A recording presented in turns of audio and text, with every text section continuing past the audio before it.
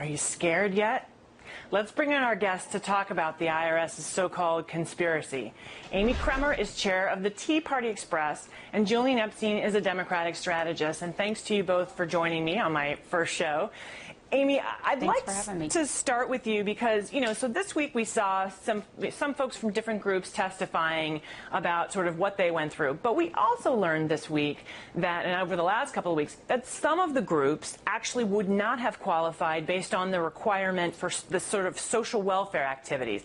And then we also learned that it turns out that more conservative groups actually were approved than liberal groups, which seems to undercut some of the argument here.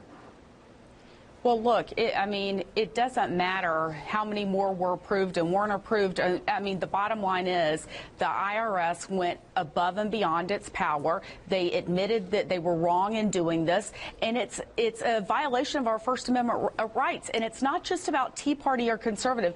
Every single American should be concerned about this because a government bureaucracy is being used to target people for their political beliefs. But again, but let's be clear, though. Let's remember that what we're talking about here is what they were looking for was whether or not these groups would qualify for a certain kind of tax status. And essentially, people were sort of sorting the information out based on, different words and phrases, and again, trying to determine levels of political activity. There's no evidence that this is, the White House and this sort of grander scheme. Why isn't it possible this is just people being really stupid in the way they were doing their jobs? Well, first of all, we don't know that the White House wasn't involved. Well, we do at this point. We have no evidence. That's not true. We don't. No evidence we haven't gotten to the bottom of it yet. There's no evidence. We haven't gotten to the bottom of it. Karen, then tell me who is responsible for it. Okay. Tell me who's responsible for it. You know what, Amy? In this show, we're going to deal with facts, and at this point, there's no evidence of it, so we're going to not say that it is, okay? We can't say that they weren't either because we don't know who is responsible for it. We can't say that the sky was never purple either, but, we know that it's not. Julian, I want to switch to you here because one of the things that strikes me, and I know you know the law on this very well, having been through sort of the independent special prosecutor process myself when I was working in the Clinton administration, there seems to me to be this sort of element of be careful what you wish for because, as you know, once you turn that on, they have very broad powers. And particularly if a number of these groups actually don't qualify, actually aren't, the level of political activity is such that they wouldn't qualify, they're going to be liable for that, right? Yes, you're right on today, Karen. And I think I would agree with Amy that the IRS should not be engaged in selective targeting. We all agree on that. Of course. But the two things that we have found out is one, is that the Inspector General found, and every piece of evidence has indicated there is no White House involvement, no Obama political team involvement. So you can keep saying, when did you stop beating your wife? It's an irresponsible thing to say on television. That's point one.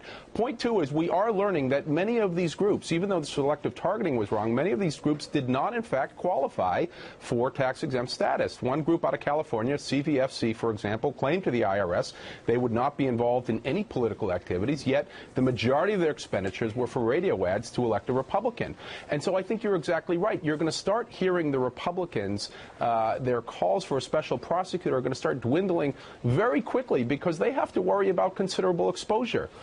Many of these groups, in fact, if they didn't qualify for tax-exempt status, which they probably didn't, they may owe back taxes. Right. It's possible that they may have made false statements to the IRS. It's possible that donors would be responsible for gift taxes, as you have pointed out, Karen. Right. So I think that the accusations and the rhetoric have gone way out of proportion here as to what's happened. There's no question that the Cincinnati office of the IRS was wrong in doing the targeting, but there's also probably very little question that many of these groups should have had. It didn't come from Washington. Have you read the IRS report? From Washington. We have testimony. We have testimony that people said that that part of their procedure was to check with certain refer them to people in Washington who are experts in a particular area. And you have two instances in Washington where they told the Cincinnati office to cease and desist. This is the thing. Final point to you very quickly.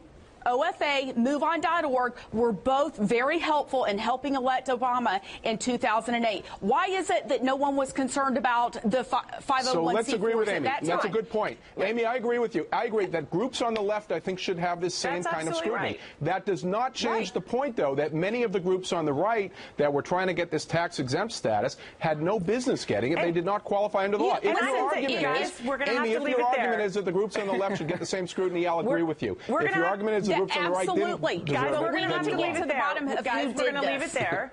I completely agree with you. There shouldn't be any kind of targeting. But, you know, part of what this is this arms race, frankly, on both sides that I think Citizens United just really exploded us into a whole new territory where both sides are saying, well, I'm not going to disarm if you're not going to disarm. Yes. And I think the people are disturbed by that. Amy Kremer, chair of the Tea Party Express, and Democratic strategist Julian Epstein, thank you so much for your time today. Congratulations Thanks on the for new having show. me. Thanks. Yes, congratulations.